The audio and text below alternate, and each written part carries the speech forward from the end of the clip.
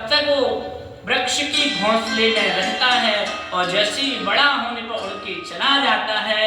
उसी प्रकार जो वेद शास्त्रों का जीवन में नहीं उतारता, उनकी बताए हुए मार्ग, उनके बताए हुए जीवन में आचरण जो जीवन में नहीं उतारता है, तो उसी प्रकार से वो इस प्रकार से पक्षी वृक्ष को छोड़ के चला जाता है।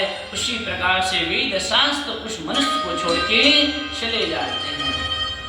जीवन में याद रखिए, परमात्मा के अलावा, भगवान के नाम के अलावा, भगवान की प्रभु के अलावा हमारे संसार में कौन है? जब बीमार हो जाता ना तो आदमी को बैराग आता है कि देख, केवल आपसे आपके परिवारजन, कुटुंबीजन धन से सहयोग कर सकते हैं, कुछ आपको धन मिष्ठान ला के दे सकते हैं, लेकिन जो आपको कष्ट हो रहा है क्या उसको बता सकते हैं? उसको तो प्यारे आपको ही भोगना पड़ेगा। बोलो राधे राधे। प्यारे, जीवन में याद रखिए, भगवान ने एक अमूल्य रूप में हमें धन दिया है, जीवन। इसको बड़ी साधना से, बड़ी तपस्या से उसको तपा। तो भगवान का प्रथम श्लोक सत्य है कि हमें जीवन में सत्य का अनुष्ठान करना चाहिए, सत्य को जीवन में धारण करना चाहिए।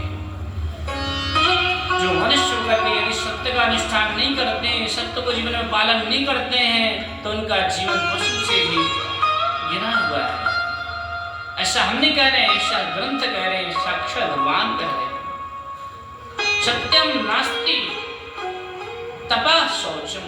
सत्य के समान कोई तप नहीं है, कोई पवित्रता नहीं है। आप ब्रह्म मुहूर्त में उठ रहे हैं महाराज, 4 बजे स्नान कर रहे हैं, बड़े बड़े संध्या वंदन त्रिकाल संध्या करते हैं, गायत्री इत्यादि प्रशिक्षण कर रहे हैं, लेकिन आपके जीवन में यदि सत्य नहीं है तो महाराज केवल आप उस पूरे घोड़े, उस पूरे प्यारे घड़े के समान है, जिस प्रकार से सुंदर अलंकारित है, ऊपर से सजा हुआ है, लेकिन अंदर उसमें पानी नहीं है। उसी प्रकार से केवल तिलक फूटा फूटा लगाने से काम नहीं चलेगा, किसको भी बेवकूफ बना रहे हो। भगवान कहते हैं कि मोहि कपट चले छिद्र न भावा, निर्मल जन मन सोई मोहि भावा। अर्थात भगवान कहते हैं, अरे तू जैसा है बस मेरा हो जा। हम लोग 100 रुपए हैं, उसको बांट दिया है।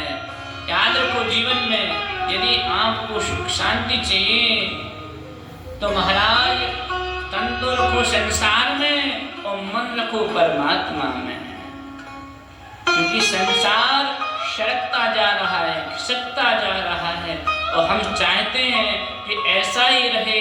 जब हमारे चाहने पर हमसे खिसक जाता है ना तो बड़ा दुख होता है। बालापन था, अब हम जवान हो गए, बालापन हमसे खिसक गया, आगे बढ़े महाराज, जवानी हमसे खिसक गई, बुढ़ापे में हम पहुंच गए। जीवन में याद रखिए, ऐसा कौन सा पन है जो आता है लेकिन जाता नहीं है, और जाता है तो लेके जाता है। क्या है वो है बुढ़ापा। जवानी जी भर के सोया, बुढ़ापा देख कर रोया। अरे नादान बालक, हम केवल अज्ञान रूपी निद्रा में शयन कर रहे हैं, सो रहे हैं। और प्यारे जीवन में याद रखिए, यदि यह अमूल्य जीवन हमारे हाथ से खिसक गया, 84 लाख, सोचो कि हम सोने का गोल्ड मेडल, चांदी का, सिल्वर का, हीरा मोती का लेके बड़े खुश होते हैं, और जिसने एक जीवन ही अमूल्य रूपी गोल्ड मेडल दिया, कभी उसको साधुवाद किया? इस शरीर ही नहीं होता तो हम किससे लेते गोल्ड मेडल? किससे लेते हैं हम चांदी का मेडल, किससे लेते हैं हम हीरा का मॉडल? बोलो जय श्री कृष्ण। इसलिए प्यारे, एक अमूल्य जीवन हमको प्राप्त हुआ है। सबसे बड़ी विडंबना क्या है? हमें ज्ञान होने के बाद भी हम जीवन में नहीं उतार पा रहे हैं। बड़े सुनते हैं, बड़े ज्ञान खोल करके सुन रहे हैं, कान खोल करके सुनते हैं, बीच बीच में सिर को भी हिलाते हैं। कहते महाराज बड़ी सुंदर कथा करते हैं, लेकिन कथा का असर जब तक होता है जब तक आप पांडाल बैठे हो। और जैसे पांडाल से निकलते हो ना, तो भूमि परत बराबर पानी, जिम जीव है माया लपटानी। इस प्रकार से जब बरसात होती है तो आकाश में बड़ा सुंदर जल पृथ्वी पर गिरता है, और पृथ्वी पर गिरकर जब वह कीचड़ को स्पर्श करता है तो सुंदर जल भी गंदा हो जाता है। उसी प्रकार से प्यारे एक जीव भगवान की कृपा से बड़ा सुंदर होता है, प्रकृष्ट होता है, लेकिन संसार रूपी सागर में आकर के, संसार रूपी सागर कीचड़ में, माया रूपी कीचड़ से ऐसा दूषित हो जाता है कि अपने आप को नहीं पहचान पाता। इसलिए भगवान यदि अपने जीवन को पहचानना है तो सत्य को जानना पड़ेगा। सत्यम नास्ति। इसलिए भगवान का प्रथम स्वरूप कौन है?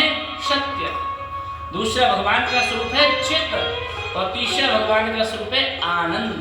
सच्चिदानंद रूपाय। जो सतगण है, चितगण है, आनंद गण है,